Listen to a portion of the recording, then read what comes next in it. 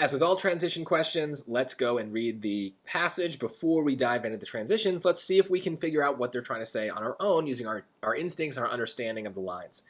Most conifers, trees belong to the phylum Coniferophyta, are evergreen. That is, they keep their green leaves or needles year-round. However, not all conifer species are evergreen.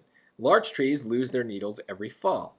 Oh, well, I see what they're doing here. The first sentence, this sentence with however, is kind of saying a general idea. Not all conifer species are evergreen. And then this example here talks about, well, I just said, it's an example, right? Larch trees are one example. So that's kind of what I would anticipate is this is something like, for example, and so sure enough, for instance is a perfect synonym.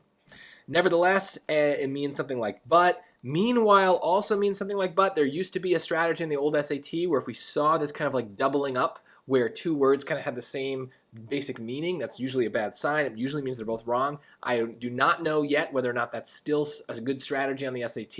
I haven't seen enough questions, but it does work here. And then in addition is basically a version of and, which adds very little to the sentence, so it would be very weird to kind of throw that in.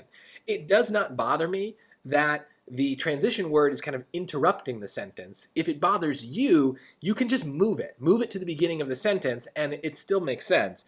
Not all conifer species are evergreen. For example, larch trees lose their needles every fall. For instance, larch trees lose their needles every fall. It's just a way to kind of throw you off, but it doesn't actually matter. Those big transition words can usually move within a sentence, the beginning, the end, the middle, so just kind of put it where it makes the most sense to you to understand the connection with the sentence that comes before.